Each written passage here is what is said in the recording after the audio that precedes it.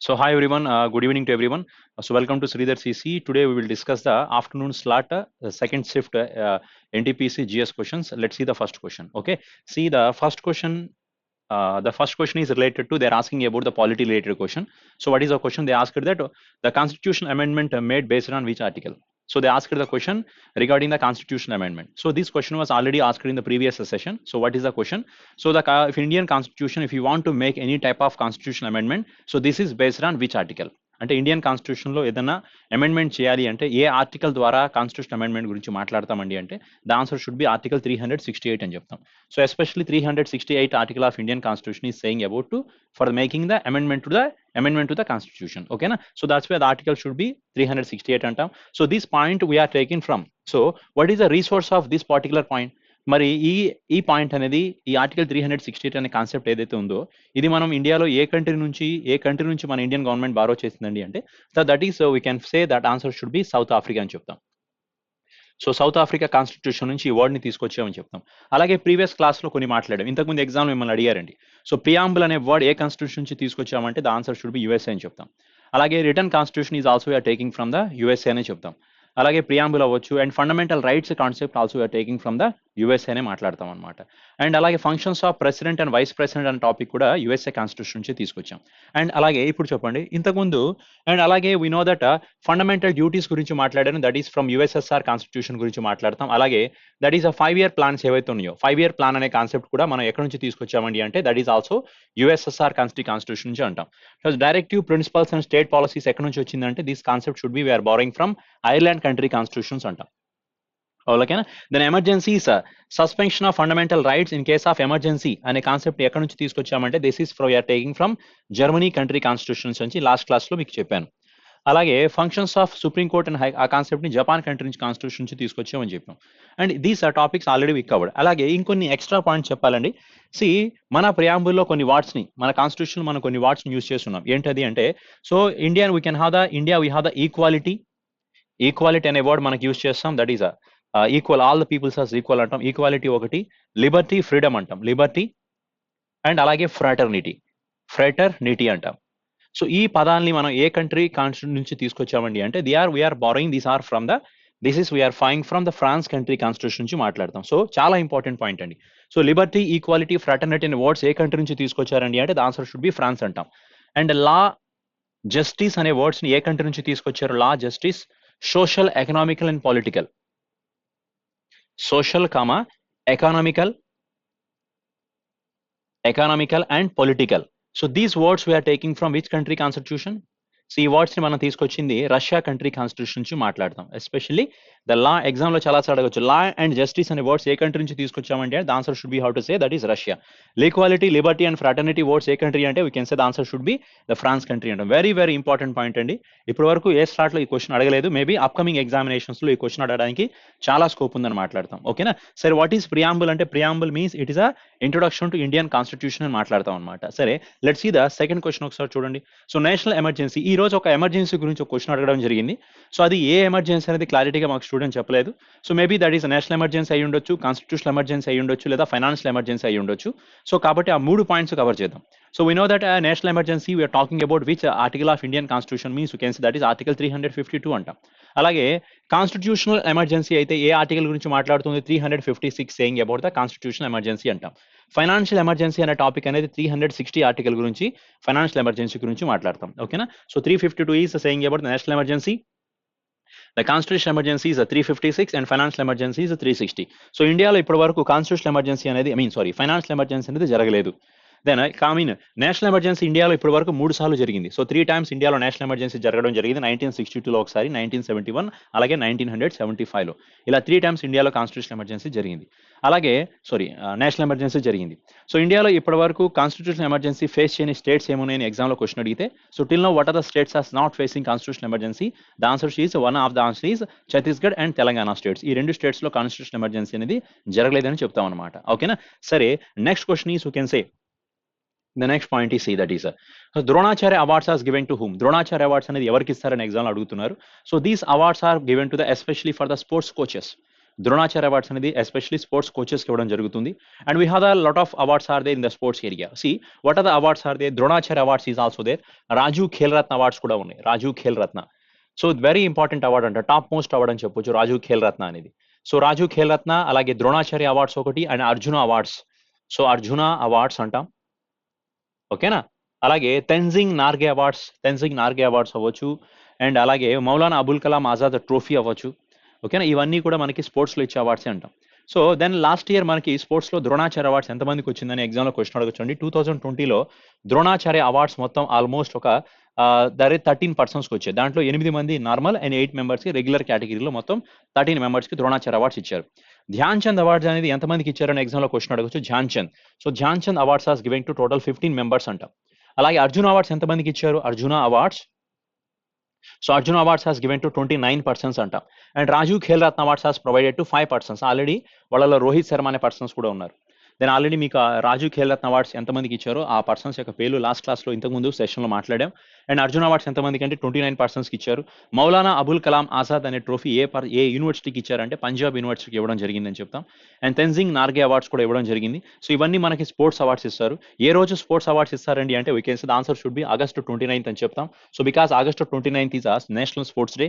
This is a birthday of sir Dhyan Chand. Dhyan Chand is one of the hockey player. అంటే ఆయన పుట్టినరోజు August 29 కాబట్టి ఆ రోజున మన ప్రెసిడెంట్ ఆఫ్ ఇండియాలో ఉన్న ఈ స్పోర్ట్స్ పర్సన్స్ కి ఎవరైతే ఉన్నారో కోచెస్ అండ్ స్పోర్ట్స్ ప్లేయర్ వీళ్ళందరికీ ఈ స్పోర్ట్స్ అవార్డ్ ప్రజెంట్ చేయడం జరుగుతుందని చెప్తాం, ఓకేనా. So this is the point. Yeah next let's see the next question. We can see what is the point here? Which of the following is not a part of CPU? So already we know that CPU has 3 parts. So మనకు already తెలుసు సిపియూలో మొత్తం ఒక 3 parts ఉంటాయంట. ఆ 3 తెలిస్తే ఆటోమేటిక్గా ఏది లేదో మీకు అది అర్థమైపోతుంది. Let's see what are the parts of CPU. So we know that is called as ALU, arithmetic logical unit is a part. And next one is memory unit is also part of CPU. Okay na, control unit is also the part of CPU. There are total 3 parts are available. One is ALU, next one is MU and CU. ALU means arithmetic logical unit antam. MU means memory unit. CU first that is a control unit antam. So ee moode same computer lo parts kabatti, I mean CPU lo parts kabatti automatically other than these 3 that is your option. So that is called as a speakers is not a part of CPU. Speakers అనేది ఒక hardware అంతే, ఒక external device అంతే అవుతాయి తప్ప ఇదేది సిపియూలో part అయితే అవ్వవు కదా. ఈ క్వశ్చన్ ఇంతకుముందు ఆల్రెడీ రిపీట్ అయిందండి. ఓకే, సో ఈ రోజు చెప్పిన క్వశ్చన్స్ లో ఇప్పటి వరకు నేను 4 క్వశ్చన్స్ మాట్లాడాను. 4 క్వశ్చన్స్ లో మీరే చూడండి 4 క్వశ్చన్స్ లో ఎన్ని క్వశ్చన్స్ ప్రీవియస్ గా రిపీట్ అయినాయో. See this question was repeated, ఇది రిపీట్ అయింది. Next one this question is also repeated. Now this Dronacharya awards అనేది ఈ సింపుల్ క్వశ్చన్ అండి. And so this question is also repeated. ఇప్పుడు వరకు మీకు చెప్పిన 4 క్వశ్చన్లో 3 క్వశ్చన్లు ఆల్రెడీ రిపీట్ అయినవి. Then let's see the next question 6.G. And who invented the vaccine for chicken pox? So chicken pox కి వ్యాక్సిన్ ఎవరు కనుక్కున్నారని క్వశ్చన్ అడుగుతున్నారు. సో చికెన్ ఫాక్స్ అనే వైరస్ మనకి చికెన్ ఫాక్స్ అనే డిసీజ్ ఎలా క్రియేట్ అవుతుందంటే that is with virus only. So virus వల్ల మనకి చికెన్ ఫాక్స్ అనేది క్రియేట్ అవుతుంది. సో ఇంతకుముందు స్లాట్స్ లో మీకు వైరస్ వల్ల వచ్చే diseases, so what are the diseases caused by virus, what are the diseases caused by that is a fungus, what are the diseases caused by bacteria అవ్వచ్చు. And అలాగే రకరకాల worms వల్ల వచ్చే డిసీజెస్ ఏంటి, ఓకేనా. ఫంగస్ అవ్వచ్చు, ప్రోటోజోవా వల్ల వచ్చే డిసీజెస్ గురించి ఎగ్జామినేషన్స్ లో ఫస్ట్ ఫేజ్ లో స్లాట్స్ లో క్వశ్చన్ అడిగారు. ఇప్పుడు సెకండ్ ఫేజ్ లో కొంచెం మార్చాడండి. క్వశ్చన్స్ ఎలా అడుగుతున్నారంటే and who invented the virus and who invented the vaccine for the viruses అని, ఐ మీన్ ఆ డిసీజెస్ కి వ్యాక్సిన్స్ ని ఎవరు కనిపెట్టారనే విషయం మీద క్వశ్చన్స్ అడుగుతున్నారు. అలాగే ఏ డిసీజ్ అనేది వైరస్ వల్ల వస్తుందా లేదా బ్యాక్టీరియానా either protozoa or fungi. So ఆ రిలేటెడ్ క్వశ్చన్స్ కూడా క్యారీ చేయాలి, ఐ మీన్ వాటిని కూడా చూసుకోండి, ఓకేనా. Let's see the question is asked what who finded the and who identified or who invented the vaccine for chicken pox. The answer should be, we can say his name is the person name is Michiaki Takahashi. See, that is Michiaki Takahashi. This person is from the Japan country person and he invented the vaccine for this virus in 1970 only. 1970 సంవత్సరంలో ఈ person మిచియాకి Takahashi అనే ఒక Japan country scientist is invented the vaccine for this small chicken pox అంటాం. Chicken pox అంటే తెలుగులో ఆట్లమ్మ అని పిలుస్తాం కదా, ఓకేనా. సరే ఈ చికెన్ ఫాక్స్ అనేది దేని వల్ల వస్తుందండి అంటే the answer should B virus అని చెప్తామండి. అలాగే ఎగ్జామినేషన్స్ లో ఇప్పుడు ఈ క్వశ్చన్ అడిగారు కదా, మేబీ నెక్స్ట్ స్లాట్ లో మేబీ స్మాల్ ఫాక్స్ ఇన్వెంటర్ పేరు అడగొచ్చు, లేదా కలరా డిసీజెస్ కి మెడిసిన్ కనుక్కున్న పర్సన్ అవ్వచ్చు. సే ఐ మీన్ ఆంథ్రాక్స్ కి డిసీజెస్ కి మెడిసిన్ కనుక్కున్న పర్సన్స్ కానీ ఇలాంటి క్వశ్చన్ అడగడానికి స్కోప్ ఉన్నాయి. అందుకని ఆ యాంగిల్లో కొన్ని క్వశ్చన్స్ మాట్లాడదాం, అంటే diseases along with the vaccine inventions అని మాట్లాడదాం. లెట్స్ సీ ద ఇంకో క్వశ్చన్ చూడండి. ఏంటది అంటే ద స్మాల్ ఫాక్స్ అంటాం. సో స్మాల్ ఫాక్స్ అనే వైరస్ ఏదైతే ఉందో, ఐ మీన్ ఒక డిసీజ్ ఏదైతే ఉందో దానికి వ్యాక్సిన్ కనిపెట్టిన పర్సన్ ఎవరండి అంటే the answer should be that is Edward Jenner. తట్టు అంటాం కదా తెలుగులో, స్మాల్ ఫాక్స్ అంటే ఎడ్వర్డ్ జెన్నర్ అనే పర్సన్ దీనికి వ్యాక్సిన్ కనుక్కోవడం జరిగింది. తర్వాత ఇంకో క్వశ్చన్ చూడండి. అలాగే పోలియోకి వ్యాక్సిన్ కనుక్కున్న పర్సన్ ఏంటి చూడండి. ఇది ఈ స్మాల్ ఫాక్స్ కూడా వైరస్ వల్ల క్రియేట్ అవుతుంది. Polio is also creating virus only. Then పోలియోలో 2 రకాల పోలియోస్ ఉన్నాయి. ఒకటి ఇంజెక్షన్ ద్వారా పోలియో అంటే పోలియోకి మనం ట్రీట్మెంట్ 2 రకాలుగా ఇవ్వచ్చు. ఒకటి డ్రాప్స్ వేసి ఇస్తారు, రెండోది ఇంజెక్షన్ చేసి ఇస్తారు. సో ఇప్పుడు చూడండి, ఈ 2 పోలియో వ్యాక్సిన్ అనేది దేని వల్ల వస్తుందంటే complete the answer should be that is virus అనే చెప్తాం. Small pox virus, polio is also virus అంటాం. సరే చూడండి, స్మాల్ ఫాక్స్ కి మెడిసిన్ కనుక్కున్న person Edward Jenner. And who is for the polio vaccine especially for injection. Injection ద్వారా polio dose ఇస్తే ఆ ఇంజెక్షన్ ని కనుక్కున్న పర్సన్ ఎవరండి అంటే his name is called as Jonas E Salk అంటాం. Jonas E Salk. అలాగే మరి డ్రాప్స్ రూపంలో ఇచ్చిన డ్రాప్స్ ఉంటాయి చూసారా, దానికి ఇన్వెంట్ చేసిన పర్సన్ ఎవరండి అంటే his name is called as Sabin. Drops అయితే Sabin and Jonas E Salk అనే పర్సన్ ఇంజెక్షన్ అంటాం. అలాగే next one cholera, anthrax and rabies. Cholera అయినవచ్చు, ఆంథ్రాక్స్ కానీ రాబీస్, వీటికి మెడిసిన్ కనుక్కున్న పర్సన్ ఎవరంటే we can say the answer should be Louis Pasteur అనే పర్సన్ కనుక్కున్నారు. Louis Pasteur. So cholera is for the bacteria అని చెప్తామండి. దెన్ అలాగే TB vaccine, TB is also for the bacteria అనే మాట్లాడుకోవచ్చు. సరే టీబీకి వ్యాక్సిన్ ఎవరు కనిపెట్టారు? Albert Calmette and Camille Guerin. Albert Calmette and next one is called as a Camille Guerin. Albert Calmette అనే పర్సన్ ఒకతను, next one is Camille Guerin అనే person. వీళ్ళిద్దరూ కూడా దేనికి వ్యాక్సిన్ కనుక్కున్నారంటే టీబీకి వ్యాక్సిన్ కనెక్షన్ కనుక్కోవడం జరిగింది. And next one is you can say typhoid. Typhoid is one of the protozoa related వచ్చే డిసీజ్ అని చెప్తాం. ప్రోటోజోవాలో వస్తుంది. సో టైఫాయిడ్ కి వ్యాక్సిన్ కనుక్కున్న పర్సన్ ఎవరండి అంటే ఆల్మూత్ ఎడ్వర్డ్ రైట్ అంటాం. ఆల్మూత్ ఎడ్వర్డ్ రైట్ అనే పర్సన్ థైరాయిడ్ కి వ్యాక్సినేషన్ కనుక్కోవడం జరిగింది. మేబీ అప్కమింగ్ ఎగ్జామినేషన్స్ లో ఇవి చాలా చాలా ఇంపార్టెంట్, ఎందుకంటే ఈ డిసీజెస్ గురించి మీరు వినే ఉన్నారు. We know about these particular diseases and we have to concentrate about the inventors of that vaccinations only. So already smallpox they asked the question. So maybe in upcoming examination they can ask the chances to ask about the smallpox or polio and cholera, anthrax and rabies. చూడండి ఈ మూడిటికి ఒకే person అండి, Louis Pasteur. వేటికి? కలరాకి, anthrax కి, అలాగే rabies. So చూసారా, టీబీ వ్యాక్సిన్ ఆల్రెడీ వినో, టైఫాయిడ్, వీటికి కూడా వ్యాక్సినేషన్స్ ఆల్రెడీ డిస్కసింగ్ చేశామండి. Let's see the next question ఒకసారి మాట్లాడదాం. And which of the following is not a software only. So ఈ కింది వాటిలో ఏది సాఫ్ట్వేర్ కాదు అంటున్నారు. So we know about the softwares. What are the softwares are there? C and we know MS office is a software only. Adobe page makers అంటాం, this is also software. Drivers is also consider as a softwares only. మరి which is not a softwares అంటే compilers. So compilers అనేది programming language లో use చేస్తామండి. ఈ programming language లో then source code ని machinery language లోకి మార్చడం కోసం కంపైలర్స్, ఇంటర్ప్రిటర్స్ ఎక్కువగా వాడుతూ ఉంటాం. బట్ కాబట్టి కంపైలర్స్ అనేది ఒక హార్డ్వేర్ డివైస్ కింద కోసం తప్ప we cannot say this is consider as a software అంటాం. సరేనా? వెరీ వెరీ ఇంపార్టెంట్ పాయింట్ అండి. నెక్స్ట్ క్వశ్చన్ చూద్దాం. So what is the height of which is the highest mountain in the Switzerland? So which is the highest mountain in Switzerland? Switzerland లోనే చాలా ఎత్తైన mountain ఏది అని అడుగుతున్నారు. The answer should be that is called as mount రోసా. So mount రోసా is the highest mountain in Switzerland. మరి which is the highest mountain in India? So ఇండియాలో highest mountain, India కాదండి sorry, total world లో in world which is the highest mountain అంటే we can say the answer should be Everest is the highest mountain అంటాం. So if you're talking about India, so ఇండియాలో highest mountain ఏది అంటే కాంచనజుంగా గురించి మాట్లాడతాం. మరి కారకోరం అనే మౌంటైన్ ఏదైతే ఉందో, సో ఆల్మోస్ట్ ఆ కారకోరం మౌంటైన్ అనేది ఇండియా అవ్వచ్చు, ఓకేనా. సో ఇటువైపు పాకిస్తాన్, ఈ ఏరియాస్ మొత్తం కూడా కవర్ అయి ఉంటుంది. కాబట్టి Karakoram is also answer. Examination options లో కారకోరం ఉంటే then we have to go for Karakoram అవుతుంది. బట్ కాంచనజుంగా అనేది కారకోరం లేనప్పుడు we have to go for the Kanchenjunga mountain అవుతుంది. So this is Sikkim and Nepal border లో ఉంటుంది కదా కాంచనజుంగా అనే మౌంటైన్ అనేది. సరే, అండ్ అలాగే దెన్ విచ్ ఈస్ ఇండియాలోనే లార్జెస్ట్ ప్యూర్ వాటర్ లేక్ ఏది అని ఎగ్జామినేషన్స్ లో మార్నింగ్ స్లాట్ లో అడిగినట్టున్నారండి. So which is a pure fresh water lake అంటే the answer should be Wular lake అవుతుంది. మరి which is a salt water lake, largest salt water lake in India అంటే the answer should be Chilika lake అవుతుంది. So Chilika అనేది salt water lake లో largest lake అవుతుంది. And we can say that is Wular lake is a fresh water lake లో that is fresh water కి largest lake కిందకి మాట్లాడతాం అనమాట. దెన్ లేక్ సుపీరియర్ అనే లేక్ ఏదైతే ఉందో వరల్డ్ లోనే ఇది largest largest pure water lake కిందకి మాట్లాడాలి. Which is a largest pure water lake in the world, the lake Superior, this is in USA అని చెప్తామండి. ఓకేనా? ఇండియాలో ప్యూర్ వాటర్ లేక్ ఏది అంటే the answer should be that is Wular lake అని జమ్మూ కాశ్మీర్ లో కిందకు వస్తుంది. దెన్ మరి సాల్ట్ వాటర్ లేక్ ఏది అంటే దట్ ఈస్ చిలికా లేక్ గురించి మాట్లాడాలన్నమాట. సరే, నెక్స్ట్ క్వశ్చన్ ఒకసారి చూద్దామండి. Let's see the next point. Which translate and execute the programming instructions one at a time only. అంటే so this is a programming language లో use చేసే compilers and interpreters గురించి ఇందాక మాట్లాడాను చూసారా. So what is the difference between compiler and interpreters? So compilers has directly it is executing the total program at a time. అంటే the total source code ఏదైతే ఉంటుందో ఆ సోర్స్ కోడ్ మొత్తాన్ని machinery language లోకి ఒకేసారి కన్వర్ట్ చేసేస్తుంది. It is converting all the programming data at a time only. That is considered as a compilers. But interpreters are not doing like that. So interpreters are doing the work one by one only. అంటే ఒక్కొక్క line by line ని translate చేసుకుంటూ వెళ్తుంది, line by line ని compile చేసుకుంటూ. అంటే line by line లో ఒక సోర్స్ కోడ్ ని మెషినరీ లాంగ్వేజ్ లోకి మార్చుకుంటూ వెళ్తుంది. కాబట్టి that is the reason for that is called as interpreter only. So ఇది asked the question, one at a time చేసేది ఏది అని అడుగుతున్నారు కాబట్టి ఒకే ఇన్స్ట్రక్షన్ ఎట్ ఎ టైం చేసేది ఏది అంటే ఒక్కసారి ఒక్కొక్క ఇన్స్ట్రక్షన్ ఒక్కొక్కసారి చేస్తుంది కాబట్టి the answer should be interpreter అవుతుంది. This is also computer related bit అవుతాయి. అంటే ఈ రోజు స్లాట్ లో మేబీ వీడికి ఈ రోజు ఏం బుద్ధి పుట్టిందో తెలియదులే కానీ కంప్యూటర్స్ ఇప్పటివరకు 3 క్వశ్చన్లు వచ్చేసాయి. సరే, నెక్స్ట్ క్వశ్చన్ ఒకసారి చూద్దామండి. So which is the longest range missile in India? So ఇండియాలోనే హైయెస్ట్ రేంజ్ మిసైల్ ఏది అని అడుగుతున్నారు. The answer should be the Agni five missiles. So Agni five missiles the range is almost 5000 kilometres అండి. అంటే ఆల్మోస్ట్ 5000 కిలోమీటర్ల దూరంలో ఎనిమి స్థావరాలు ఏమైనా ఉన్నా కానీ it can easily target the enemies up to approximately 5000 kilometers range. So it will easily destroy the targets of enemies only. 5000 కిలోమీటర్ల దూరంలో ఉన్న ఎనిమీస్ యొక్క టార్గెట్స్ ని కూడా ఈజీగా డిస్ట్రాయ్ చేసే ఒక missile, that is Agni missiles only. So ఈ అగ్ని మిసైల్స్ మొత్తానికి అప్పట్లో వీటికి ఫౌండర్స్ కింద వీటికి మెయిన్ చార్జ్ తీసుకున్న పర్సన్, డెవలప్ చేసిన పర్సన్ ఎవరంటే we know the answer should be APJ Abdul Kalam గురించి మాట్లాడదాం.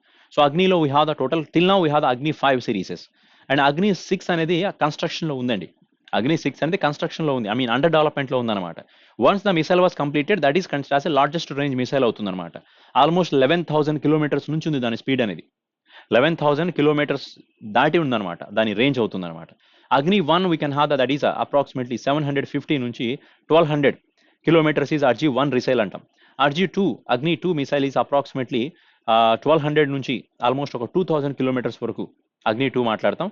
అప్ టు 3000 ప్లస్ అంటే 3000 నుంచి 5000 వరకు Agni, this is Agni three is available. Agni four is also there, 3500 నుంచి 5000 కిలోమీటర్స్ వరకు ఉంటుంది. సో అగ్ని-5 అయితే 5000 కిలోమీటర్స్ నుంచి మాట్లాడతాం అనమాట. సో ఈ రేంజెస్ లో మనకి ఎక్కువ అగ్ని సిరీస్ ఆఫ్ మిసైల్స్ లో ఏది ఎక్కువ రేంజ్ అండి అంటే the answer should be Agni five మాట్లాడతాం. దిస్ ఇస్ 5000 కిలోమీటర్స్ అవుతుంది. అలాగే this is we can say this is surface to surface missile అవుతుంది. Surface to surface missile. Surface to surface అంటే మీనింగ్ ఏంటండి? సర్ఫేస్ టు సర్ఫేస్ అంటాం, అలాగే సర్ఫేస్ టు ఎయిర్ అంటాం, అలాగే ఎయిర్ టు సర్ఫేస్ అంటాం, అలాగే ఎయిర్ టు ఎయిర్ అని కూడా పిలుస్తాం. సో సర్ఫేస్ టు సర్ఫేస్ అంటే ల్యాండ్ మీద ఉన్న టార్గెట్స్ ని డిస్ట్రాయ్ చేసే వాటిని సర్ఫేస్ టు సర్ఫేస్ అంటాం. అంటే ఈ ల్యాండ్ నుంచి వేరే ల్యాండ్ మీదకి, అంటే భూమి మీద ఉన్న స్థావరాలని నాశనం చేసుకోవడానికి యూజ్ చేసి సర్ఫేస్ టు సర్ఫేస్ అంటాం. సర్ఫేస్ టు ఎయిర్ అంటే ఏంటి? సర్ఫేస్ టు ఎయిర్ అంటే నేల మీద నుంచి ఆకాశంలో ఏదైనా టార్గెట్స్ ఉంటే బ్లాస్ట్ చేసేవి సర్ఫేస్ టు ఎయిర్ మిసైల్స్ అవుతాయి. అలాగే ఎయిర్ టు సర్ఫేస్ అంటే ఏంటి? ఆకాశంలో నుంచి నేల మీద ఉన్న టార్గెట్స్ ని బ్లాస్ట్ చేసేవి surface to air to surface అంటాం. అలాగే ఎయిర్ టు ఎయిర్ అంటే ఏమవుతాయి? ఎయిర్ టు ఎయిర్ అంటే that is considered as a గాలిలో నుంచి గాలిలో, అంటే ఎయిర్ టు ఎయిర్ అంటాం. సో ఆకాశంలో టార్గెట్స్ ని ఆకాశం నుంచి బ్లాస్ట్ చేసేవి ఎయిర్ టు ఎయిర్ మిసైల్స్ కిందకి మాట్లాడతాం అనమాట. So here Agni is considered as surface to surface missile కిందకి మాట్లాడతాం. And very very important range one more missile is available, that is called as BrahMos missile అంటాం. So BrahMos missile. So this missile we can use like a 3 ways, 3 రకాలుగా వాడుకోవచ్చు అనమాట. అంటే మీరు ఈ missile ని ల్యాండ్ మీద నుంచి ప్రయోగించవచ్చు, వాటర్ లో నుంచి ప్రయోగించవచ్చు, గాలిలో నుంచి అయినా ప్రయోగించవచ్చు అనమాట. అంటే దీంట్లో ఆల్ ఫ్యాక్టర్స్ కన్సిడర్ చేసుకోవచ్చు. ఎయిర్ టు ఎయిర్ అవుతుంది, సర్ఫేస్ టు సర్ఫేస్ అలా వాడొచ్చు, అన్ని రకాలుగా కూడా ఈ మిసైల్ వాడొచ్చు. That is the fastest missile అని చెప్పొచ్చు. The range of this missile is you can say 400 kilometres is a range. ఇంతకుముందు 290 కిలోమీటర్స్ ఉండేది, that is increases to 400 kilometres range వరకు దీన్ని మార్చడం జరిగింది. ద సౌండ్ స్పీడ్ కంటే కూడా ఫాస్ట్ గా ట్రావెల్ చేయగలదు అనమాట.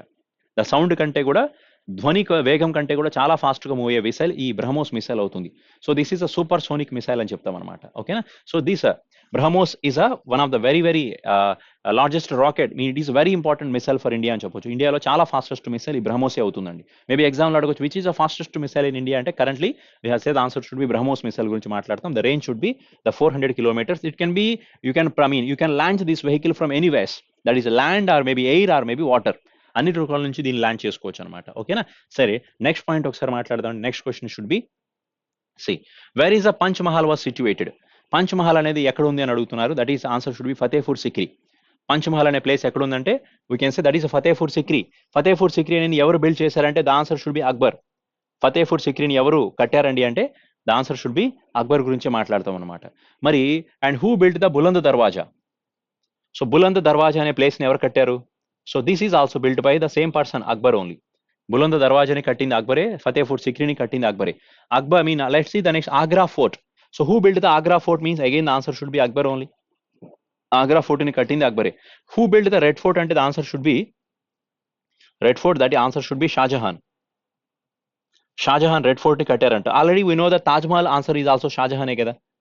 తాజ్ మహల్ ని కట్టింది కూడా ఎవరండి అంటే very very important. That is already we know Shah Jahan అని చెప్తాం. Buland Darwaza is Akbar, Agra fort is also Akbar, red fort is Shah Jahan, Taj Mahal is also for the Shah Jahan అంట. Then next one is can say Firoz Shah Kotla. Firoz Shah Kotla అనొచ్చు, లేదా ఫిరోజాబాద్ ఓకేనా. ఫిరోజ్ షా కోట్లా అనే ప్లేస్ లేదా ఫిరోజాబాద్, వీటిని ఎవరు కన్స్ట్రక్షన్ చేశారంటే ఫిరోజ్ షా తుగ్లక్ అంటాం. Firoz Shah Tughlaq. So this person has built this type of a Firoz Shah Kotla or Firozabad అనే places ని కట్టింది ఇతనే. Firozabad, that is one of the place in UP. So these are built by the person is Firoz Shah. ఇతను ఫిరోజ్ షా తుగ్లక్ అనే person construction చేయడం జరిగిందని చెప్తాం. ఓకేనా. So this is some of the points. Next question see, let's see the next bit. So which is a biodiversity hotspot in India. So ఇండియాలో ఏది we can say one of the biodiversity in hotspot in India అంటామంటే this is one of the bio reserve కదా, that is Himalayas ఏదైతే ఉన్నాయో. So Himalayas అవ్వచ్చు, and అలాగే western Ghats కానీ, అలాగే ఇండియా బర్మా రీజియన్స్ అవ్వచ్చు, అలాగే దట్ ఈస్ కలాసే Sundaland means it's a group of islands అని చెప్పొచ్చు అనమాట. సో ఇవన్నీ కూడా మన ఇండియాలో ఉన్న కొన్ని బయోడైవర్సిటీ ప్లేసెస్ అని మాట్లాడతాం. ఎందుకంటే బయోడైవర్సిటీ ఏంటంటే it is a place for living organisms. So living organisms అవ్వచ్చు, ఎన్విరాన్మెంట్ కానీ, పొల్యూషన్స్ ని కంట్రోల్ చేసే విధంగా, ఇట్స్ ల్యాండ్ స్పీసెస్ ఏవైతే ఉంటాయో వాటన్నిటిని కూడా ప్రొటెక్ట్ చేసే ప్లేసెస్ ని ప్రొటెక్ట్ చేస్తే అది బయోడైవర్సిటీ ఫుల్ ఫ్లెడ్జ్డ్ గా ఉన్నట్టు మీనింగ్ అవుతుంది. సో బయోడైవర్సిటీస్ కి ఇండియాలో which is the best biodiversities అంటే ఏమవుతాయి అంటే హిమాలయాస్ మొత్తం కూడా it is a very good biodiversities. Western Ghats అవ్వచ్చు, అలాగే ఇండియా బర్మా రీజన్స్ ప్రాంతాలు అవ్వచ్చు, అలాగే సుందర్లాండ్ అంటే ఏవైతే ఐలాండ్స్ ఉంటాయో ఇవన్నీ కూడా full fledged highly biodiversity places అని చెప్పొచ్చు అనమాట. అక్కడ అంటే ఆ ప్రాంతాలు మొత్తం కూడా లివింగ్ ఆర్గనైజేషన్స్కి చాలా చాలా ఎఫెక్టివ్గా ఉన్నాయని చెప్పుకోవచ్చు అనమాట. అలాంటివి మన ఇండియాలో ఉన్న బయోడైవర్సిటీ ప్లేసెస్, వీటి గురించి మాట్లాడదాం. మేబీ ఆ క్వశ్చన్ ఎలా అడిగారో మాకు ఎగ్జాక్ట్గా తెలియదండి. So but we are thinking that so this type of question is asked that, అంటే మేబీ ఆప్షన్స్లో ఇవేవి అయినా ఉండుండొచ్చు. సో ఏది బయోడైవర్సిటీ ప్లేసెస్ అని అడిగి వీటిలో ఏదో ఒక ఆప్షన్ ఇచ్చి ఉండొచ్చు. సో కాబట్టి ఇప్పుడు కరెంట్గా ఇవన్నీ కూడా మన ఇండియాలో ఉన్న టాప్ మోస్ట్ బయోడైవర్సిటీ ప్లేసెస్ కిందకి మాట్లాడుకోవచ్చు అనమాట. సరే, నెక్స్ట్ క్వశ్చన్ ఒకసారి చూడండి. The 15th point is, and whom sent by Aurangzeb to defeat the Shivaji. So శివాజీని ఓడించడానికి ఔరంగజేబ్ ఎవరిని పంపించారని క్వశ్చన్ అడిగారు ఈ రోజు క్వశ్చన్. సో దానికి ఆప్షన్స్ మనకి 2 ఆన్సర్స్ ఉన్నాయని చెప్తాం.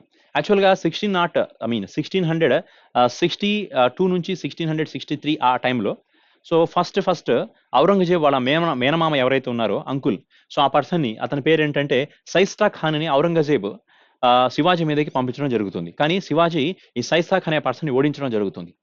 దాని తర్వాత మళ్ళీ after that again the Aurangzeb has send one more person, his name is కలాసే జైసింగ్ అనే పర్సన్ని పంపించడం జరుగుతుంది.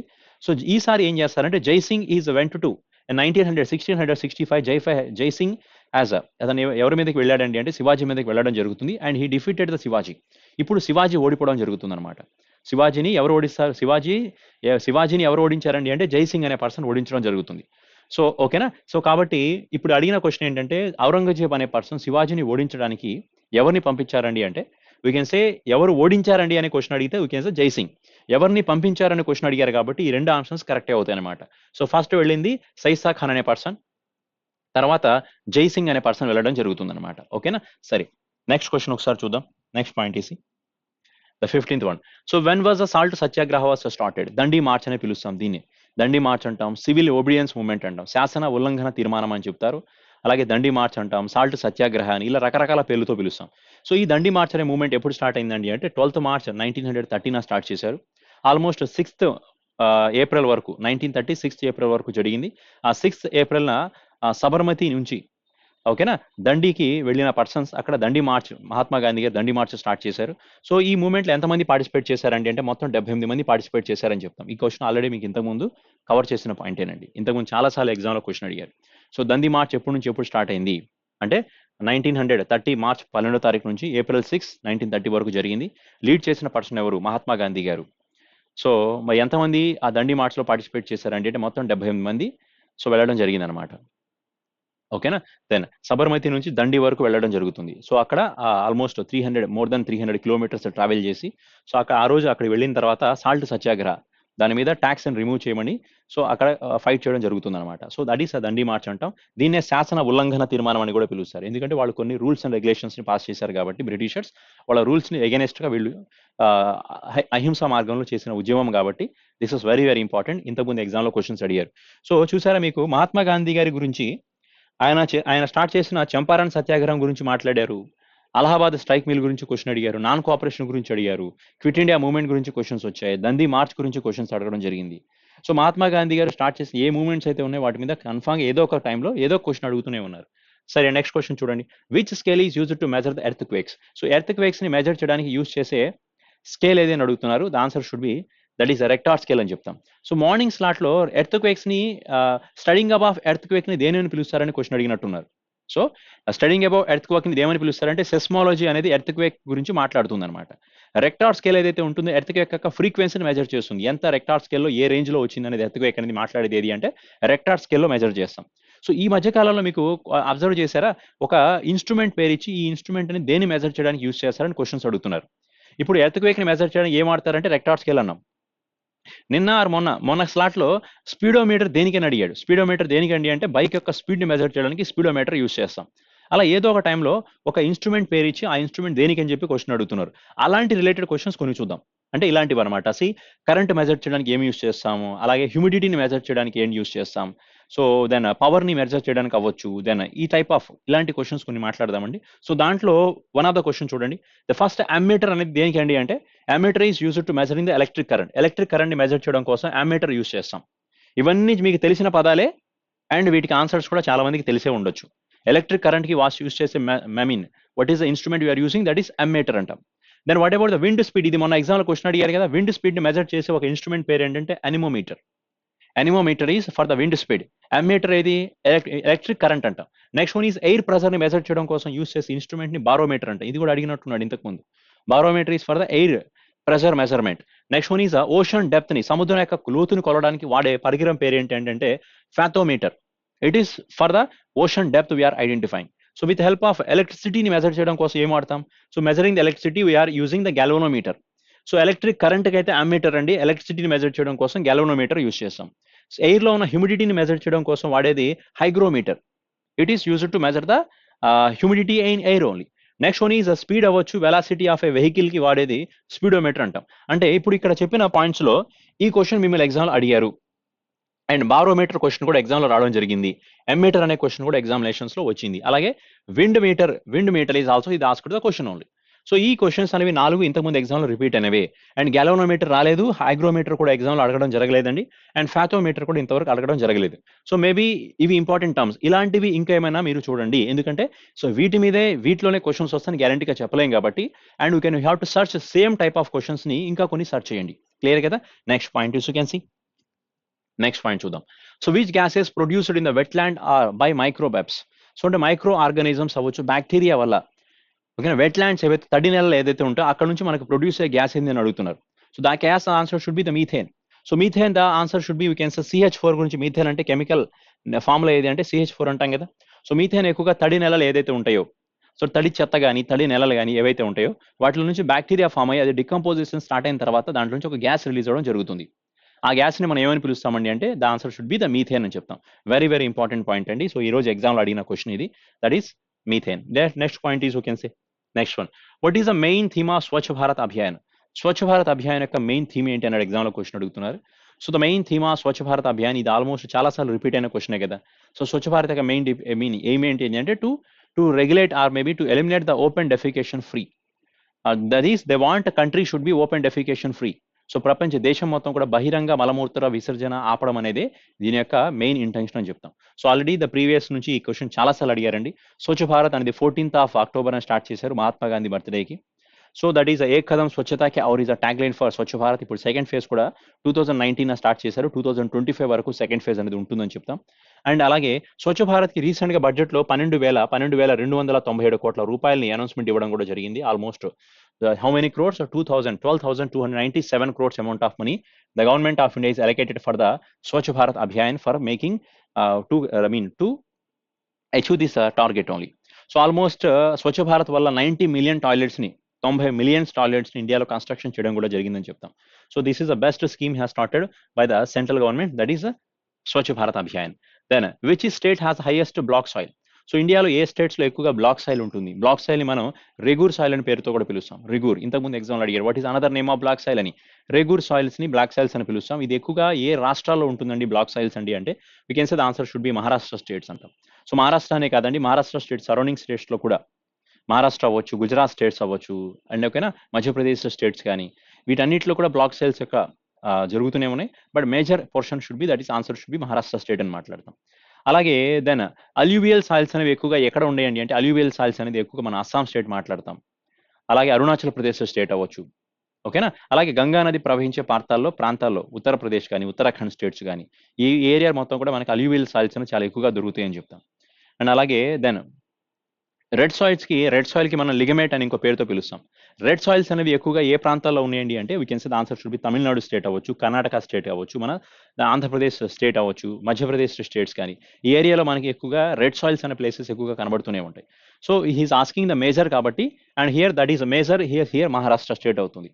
రెడ్ సాయిల్స్ కి మేజర్ తమిళనాడు స్టేట్ అవుతుంది. దెన్ అల్యూవియల్ సాయిల్స్ కి ఎస్పెషల్లీ అస్సాం స్టేట్ గురించి మాట్లాడతాం అనమాట. Alluvials what is another name of red soils అంటే దట్ ఈస్ లిగ్నైట్ అనేది రెడ్ సాయిల్స్ కి వేరే పేరు అవుతుంది. బ్లాక్ సాయిల్స్ కి రెగూర్ అనేది వేరే పేరు కిందకి మాట్లాడతాం. సరేనా? నెక్స్ట్ క్వశ్చన్ ఒకసారి చూడండి. Next one. So what is another name of Rajya Sabha? రాజ్యసభకి ఇంకొక పేరు ఏంటి?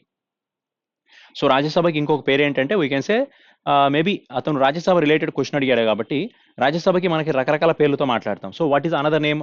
అప్పర్ హౌస్ అని పిలుస్తారు, అప్పర్ హౌస్ అని పిలవచ్చు. దీన్ని ఇంకేమని పిలవచ్చు అండి అంటే we can say the council of states అని కూడా పిలుస్తాం. Council of states, council of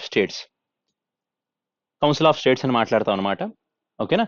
సరే, లోక్సభని ఏమని పిలుస్తారు? లోక్సభని ఏమంటారు అంటే హౌస్ ఆఫ్ ద పీపుల్ అంటాం. లోక్సభని లోవర్ హౌస్ అని కూడా పిలుస్తారు. Lok Sabha is considered as a lower house, తెలిసిందే కదా ఇది. అలాగే దీన్ని హౌస్ ఆఫ్ పీపుల్ అంటాం. House of people.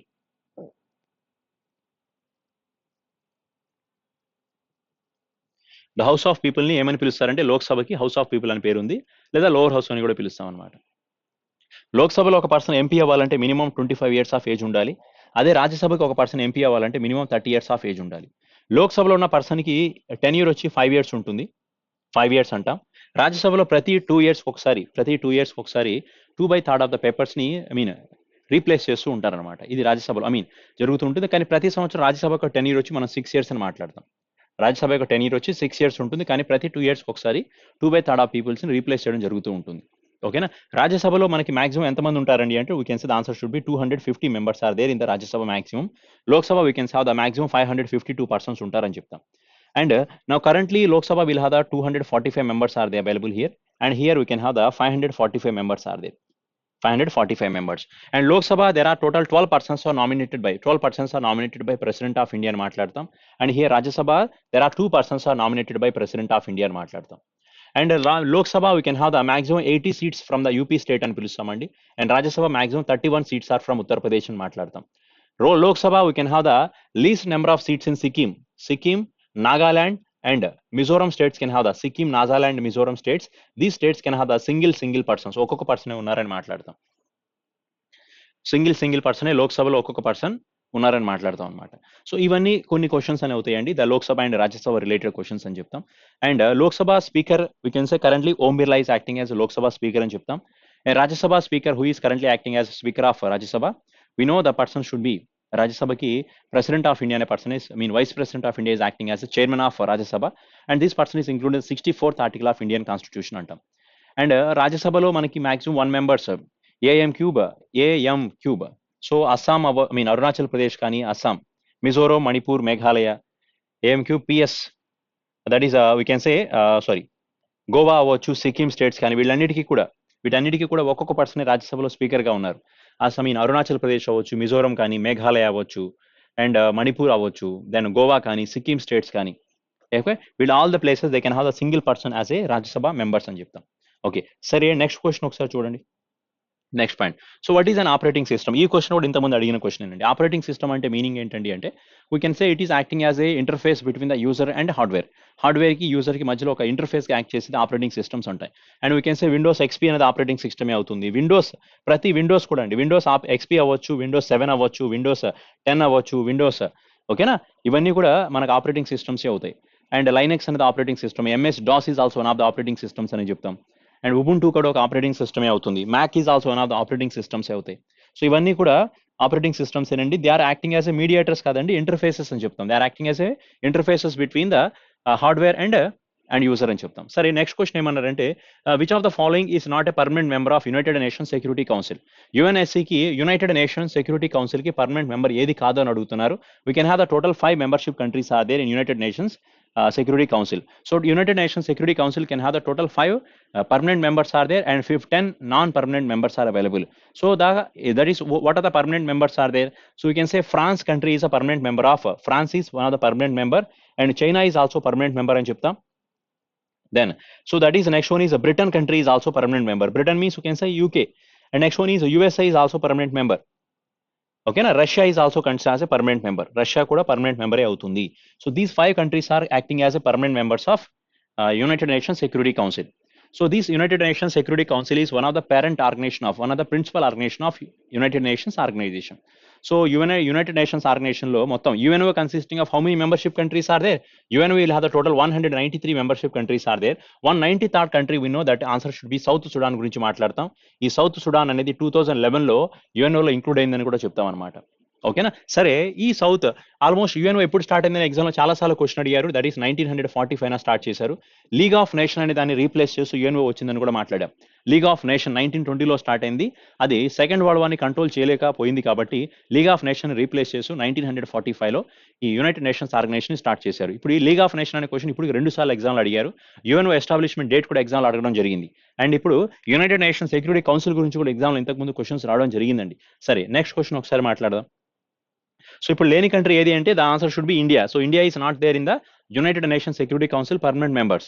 Next point is so what are the main layers of atmosphere? So order అడిగారు ఎగ్జామ్లో.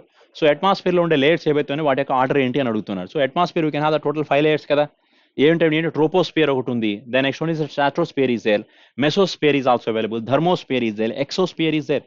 There are total 5 layers are there: troposphere, stratosphere, and mesosphere and thermosphere and exosphere. These are the total 5 layers of atmosphere అంటాం.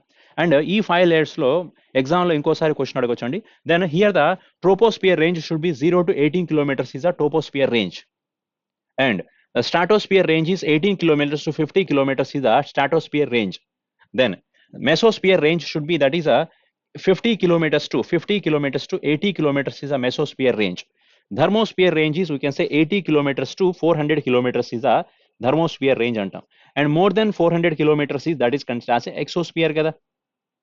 అంటే ఇక్కడ మీరు ఎత్తు వెళ్లే కొద్దీ temperature తగ్గుతూ వెళుతుంది అనమాట. So if you're going height, the automatic the temperature can be decreases. So ఇప్పుడు ఒక క్వశ్చన్ చూద్దామండి. అండ్ ఓజోన్ లేయర్ అనేది ఏ అట్మాస్ఫియర్ లేయర్ లో ప్రెసెంట్ అయి ఉంటుంది? మేబీ ఎగ్జామ్ లో క్వశ్చన్ అడు. Ozone layer is present in which of the layer of atmosphere? The answer should be the stratosphere only. In the stratosphere, the place only the ozone layer is presented.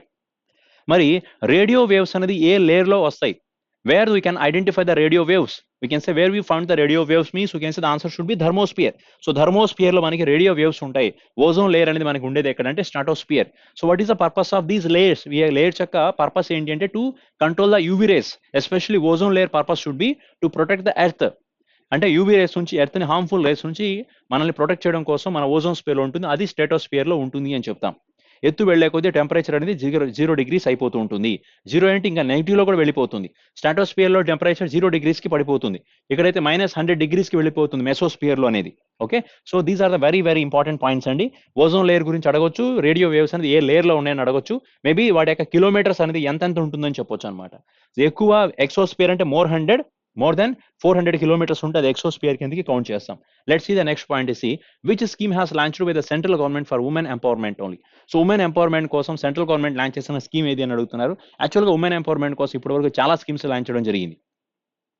So దాంట్లో ఒక scheme Beti Bachao Beti Padhao అనే programme 2015లో launch చేశారు.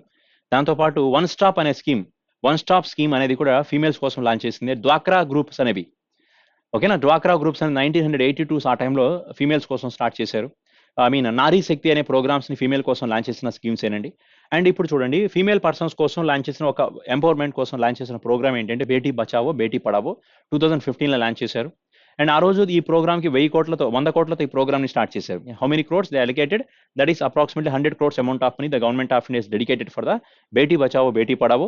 The first ఇండియాలో ఏ state లో Beti Bachao Beti Padhao programme start చేశారని question అడిగితే the answer should B Haryana state అంటాం. So Beti Bachao అంటే save the girl child and educate the girl child అని దీని మీనింగ్ అవుతుంది అనమాట. ఈ క్వశ్చన్ ఆల్రెడీ చాలా సార్లు అడగడం జరిగింది. ఓకేనా. సరే, నెక్స్ట్ క్వశ్చన్ ఒకసారి మాట్లాడదాం. Next one is what is the bank rate. ఇప్పుడు economy especially RBI monetary policies మీద క్వశ్చన్ అడిగారు. So what is the bank rate అన్నారు. సో మనకి మానిటరీ పాలసీస్ లో చాలా రేట్స్ ఉన్నాయి. We can say repo rate is also there. Repo rate అవ్వచ్చు, reverse repo rate is available, bank rate కూడా ఉంది, bank rate is there. So అలాగే base rate is also available, base rate. And next one is MSF అంటాం, marginal standing facility గురించి మాట్లాడతాం. CRR అనొచ్చు. Next one is SLR అవుతాయి. ఇవన్నీ మనకి మానిటరీ పాలసీలో రేట్స్ లో మాట్లాడేవేనండి. సరే, ఇప్పుడు అడిగిన క్వశ్చన్ ఏంటంటే బ్యాంక్ రేట్ గురించి అడిగాడు కాబట్టి ఆన్సర్ ఏమవుతుందంటే RBI provide the loans to banks. RBI provide the loans to commercial banks for long term rate of interest. Long term అంటాం అంటే ఆర్బీఐ బ్యాంకులకి లోన్లు ఇచ్చి వాటి దగ్గర నుంచి తీసుకునే వడ్డీ రేట్లనే మనం ఇక్కడ రెపో రేట్ అని పిలుస్తాం, అలాగే బ్యాంక్ రేట్ అంటాం. కానీ రెపో రేట్కి బ్యాంక్ రేట్కి తేడా ఏంటండి అంటే రెపో రేట్ అనేది షార్ట్ టర్మ్ అవుతుందండి. అంటే RBI provide the loans to banks for short term is considered as repo rate. అదే RBI provide the loans to commercial banks for long term అయితే అది బ్యాంక్ రేట్ అవుతుంది. రెపో రేట్కి bank రేట్కి తేడా అర్థమైందా? Repo rate is short term but bank rate is considered as a long term అని చెప్తాం అనమాట. సో ఈ రెపో రేట్కి బ్యాంక్ రేట్కి రేట్ ఆఫ్ ఇంట్రెస్ట్ లో కూడా తేడా ఉంటుంది. So repo rate is we can say that is 4% is currently repo rate and this bank rate is 4.25% అనమాట. అంటే షార్ట్ టర్మ్ అయితే 4% ఉంటుంది, లాంగ్ టర్మ్ కింద వెళ్తే 4.25% అవుతుంది. ఇది రెపో రేట్ కి బ్యాంక్ రేట్ అవుతాయి. మరి రివర్స్ రెపో రేట్ అంటే ఏమవుతుందండి అంటే RBI is accepting the deposit from bank. అంటే రెపో రేట్ లో చాలా మంది ఏమనుకుంటారంటే రెపో రేట్ లో బ్యాంకులు అనేది అదే ఆర్బీఐ బ్యాంకులకు లోన్ ఇచ్చింది కదా, రివర్స్ రెపో రేట్ లో బ్యాంకులు ఆర్బీఐకి లోన్ ఇస్తాయి అనుకుంటాం. It's not. So banks are actually any bank will excess amount of money. That excess amount of money banks are depositing at Reserve Bank of India at some rate of interest. That means suppose bank will have more money, RBI will order the money, RBI will order the banks and take the excess amount of money from the banks. For that reason, the RBI has paying some rate of interest only. Okay na? Suppose any bank will have more money, then RBI will order the banks and what bank will do? Any bank have excess money, that bank will deposit the money at RBI. For that reason, banks are paying certain rate of interest. This rate of interest we can say that is called as a reverse repo rate అని మాట్లాడతాం అనమాట. Then currently what is the reverse repo rate? We can say the answer should be 3.35% అనేది reverse repo rate అవుతుంది. Repo rate is 4%, reverse repo rate 3.35%. Bank rate is how much? 4.25% అంటాం. Base rate అంటే meaning ఏంటి sir అంటే base rate అంటే customers అనేవాళ్ళు RBI బ్యాంకులకి లోన్లు ఇస్తే తీసుకునే వడ్డీ రేట్ల రెపో రేట్ అంటాం. అదే బ్యాంక్ కస్టమర్కి రేట్ ఆఫ్ ఇంట్రెస్ట్ కి లోన్ ఇస్తే దాన్ని ఏమనాలి అండి అంటే that is considered as a base rate అని చెప్తాం. Suppose I'm the customer, I'm borrowing the loan from banks. I'm borrowing the loan from bank, I have to pay certain rate of interest. మీరు బ్యాంకులో నుంచి లోన్లు తీసుకొని ఆ లోన్ల మీద కట్టే వడ్డీ రేట్లనే బేస్ రేట్ అని పిలుస్తాం. ఓకేనా. సరే, మేబీ ఎగ్జామ్ లో క్వశ్చన్ అడగచ్చు, who will decide the base rate అంటే the answer should be banks అని చెప్పాలి. Who will decide the repo rate అంటే the answer should be RBI. Repo rate అయినా, రివర్స్ రెపో రేట్ అయినా, బ్యాంక్ రేట్ అయినా, MSF అయినా, CRR అయినా, SLR అయినా ఇవన్నీ ఫిక్స్ చేసేది రిజర్వ్ బ్యాంక్ ఆఫ్ ఇండియానే. మరి ఎగ్జామ్ లో మిమ్మల్ని ఫుల్ ఫామ్స్ అడగొచ్చు. What is the full form of CRR? Cash reserve ratio. Currently the CRR value is 4%. SLR అంటే ఏంటి? Statutory liquidity ratio. This current value is 18% అని చెప్తాం. MSF means marginal standing facility. Marginal standing facility. This is also 4.25%. Exam ఇంకా full forms అడగొచ్చు. What is the full form of OMO అని అడగొచ్చు. Market open market operations అంటాం. వాట్ is the full form ఆఫ్ MSS? Market stabilisation scheme అంటాం. Marginal stabilisation scheme. So ఇవన్నీ కూడా banking and economy related abbreviations అవుతాయి. వెరీ ఇంపార్టెంట్ అండి. Let's see the next question. Who written the book poverty and un British rule in India? చాలా important point అండి. Poverty and un British rule in India అనే book ని రాసింది ఎవరండి అంటే Dadabhai Naoroji. So Dadabhai Naoroji is the person has written this particular book, that is poverty and un British rule in India. Grand old man of India అని కూడా పిలుస్తారు ఈ person ని, దాదాభాయ్ నైరోజీని. So this person has written this particular book అని చెప్తాం. ఓకేనా. Then and Dadabhai Naoroji is a second INC president కదా. 1986 లో జరిగిన ఐఎన్సీ ఏదైతే ఉంటుందో ఆ ఐఎన్సీకి హెడ్ గా యాక్ట్ చేసింది కూడా ఎవరండి అంటే దాదాభాయ్ నైరోజీ గురించి మాట్లాడతాం. ఇతను రాసిన బుక్ పేరు poverty and un British rule in India అంటాం. సో చూడండి ఇక్కడ అన్ బ్రిటిష్ రూల్, చూడండి అన్ బ్రిటిష్ రూల్ అని ఉంటుంది, అర్థమైందా? అలాగే ఇంకొన్ని ఫేమస్ పర్సన్స్ రాసిన పుస్తకాల గురించి కూడా చూద్దామండి. So what are the books has written by some other persons? ఇంకొన్ని ఇంపార్టెంట్ బుక్స్. అలాగే దాదాభాయ్ నైరోజీ గారు రాసిన కొన్ని బుక్స్ చూడండి. దీంట్లో poverty of India, poverty of India, who written this particular book? Poverty of India. ఈ బుక్ ని రాసింది ఎవరండి అంటే we can say the answer should be Dadabhai Naoroji. దీనికి and European and Asiatic races, the Europe and Asiatic races, same the book is also written by Dadabhai Naoroji. The wants and means, the wants and moons, ఈ మూడు పుస్తకాల్ని రాసింది కూడా ఎవరండి అంటే దాదాభాయ్ నైరోజీ. ఇందాక చెప్పిన పుస్తకంతో సహా, ఇందాక చెప్పిన బుక్ ఇదే కదా, ఇదది poverty and British rule India. ఈ బుక్ రాసింది అతనే. దాంతోపాటు poverty of India, Europe and Asiatic races, the wants and means. So these books also written by Dadabhai Naoroji only. సరే, అలాగే then who written the book unhappy India? Unhappy India అనే పుస్తకాన్ని రాసింది ఎవరంటే the person should be Lala Lajpat Rai. Last class Lala Lajpat Rai రాసిన కొన్ని పుస్తకాలు చెప్పాను. మీన్ ఆర్య సమాజ్ అనే పుస్తకాన్ని రాసింది లాలా లజపతి రాయే. The United states of America, the Hindu imaginations అనే పుస్తకాన్ని రాసింది కూడా ఎవరంటే దాదాభాయ్, సేమ్ లాలా లజపతి రాయ్నే రాశారు. The next one, the India war of independence. So India war of independence అనే బుక్ ని రాసింది ఎవరండి అంటే విడి సవార్కర్. సో విడి సవార్కర్ రాసిన పుస్తకం పేరేంటంటే that is the Indian war of independence. And India divided అనే బుక్ ని రాసింది Rajendra Prasad. So Rajendra Prasad has written the book. First president of India ఉన్నారు చూసారా, రాజేంద్ర ప్రసాద్. ఆయన రాసిన పుస్తకం ఏది అంటే the answer should be India divided. Next one is what Congress and Gandhi has done the untouchables. What Congress and Gandhi have done the untouchables. ఈ అన్టచబుల్స్ అనే word వచ్చింది కాబట్టి ద ఆన్సర్ షుడ్ బి ఏమవుతుందంటే that is B R Ambedkar. So B R Ambedkar రాసిన పుస్తకం పేరు ఏమవుతుంది? Very very important book అండి. What Congress and Gandhi have done the untouchables only. So ఈ పుస్తకాన్ని రాసింది బిఆర్ అంబేద్కర్ చెప్తాం. ఓకేనా? Poverty of India, Europe and Asiatic races, the wants and means, these 3 books are Dadabhai Naoroji. Unhappy India, Lala Lajpat Rai. The Indian war of independence, V D Savarkar. India divided, Rajendra Prasad. What Congress and Gandhi had done the untouchables, that is B R Ambedkar. And Hindu Swaraj అనే పుస్తకాన్ని రాసింది ఎవరు? దాన్ని India home rule అని కూడా పిలుస్తారు. ఇది ఇంతకుముందు ఎగ్జామ్లు అడిగారు కదా. So Hindu Swaraj or India home rule అనే పుస్తకాన్ని మహాత్మా గాంధీ గారు రాశారని చెప్తాం. And very very important books ఉన్నాయండి. డిస్కవరీ ఆఫ్ ఇండియా అనే పుస్తకాన్ని జవహర్లాల్ నెహ్రూ రాశారని చెప్తాం. Then let's see the next book. My experiments with truth అనే పుస్తకాన్ని మహాత్మా గాంధీ గారు రాసిన పుస్తకమేనండి. ఓకేనా? దెన్ విలేజ్ స్వరాజ్ అనే బుక్ ని మహాత్మా గాంధీ గారే రాశారు.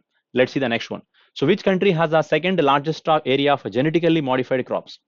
So genetically GM modified crops ఏవైతే ఉంటాయో, జెనెటికల్లీ మోడిఫైడ్ క్రాప్స్ ఏవైతే ఉన్నాయో, ఆ మోడిఫైడ్ క్రాప్స్ ని ఇండియాలో ఎక్కువగా, ప్రపంచం మొత్తం మీద ఏ దేశంలో ఎక్కువగా పండిస్తున్నారంటే అది సెకండ్ ప్లేస్ లో అడుగుతున్నారండి. సో కాబట్టి ఆన్సర్ ఏంటి?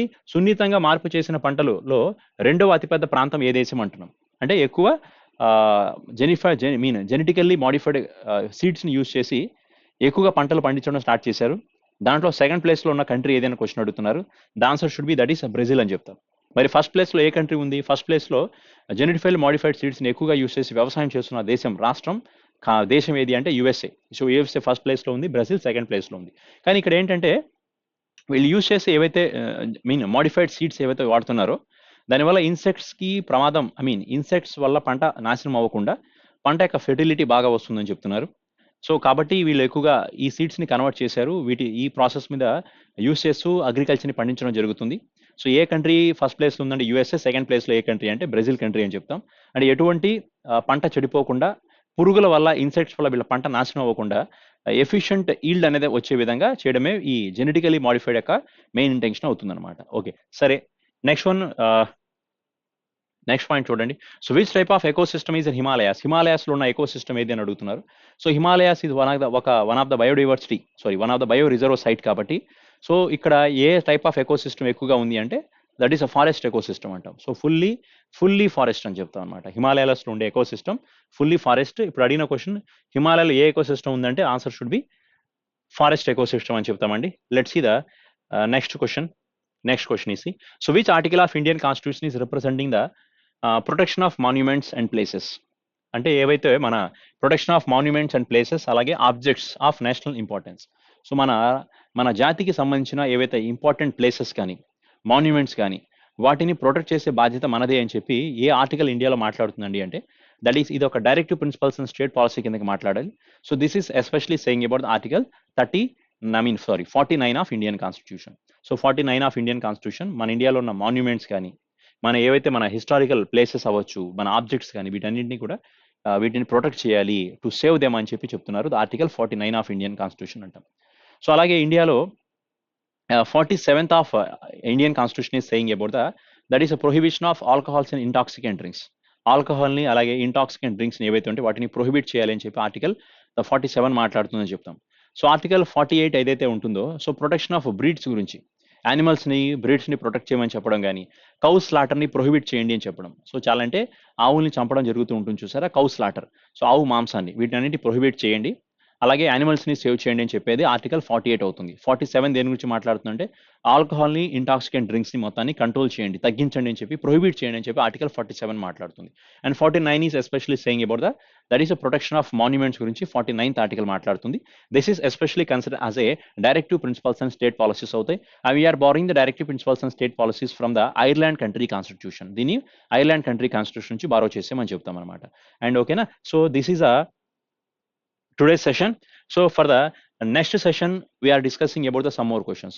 Tomorrow is a Republic Day kada, so tomorrow there is no exam for us, and maybe 27th again we have the exam. So 27th ఏదైతే సెకండ్ స్లాట్ లో క్వశ్చన్స్ ఉన్నాయో వాటి గురించి మళ్ళీ మనం డిస్కషన్ చేద్దాం, ఓకేనా. And who are going to appear for the examinations on 27, those people write the exam very well. So all the best for your examinations and today is this sessions. Okay, thank you very much and good night for all of you.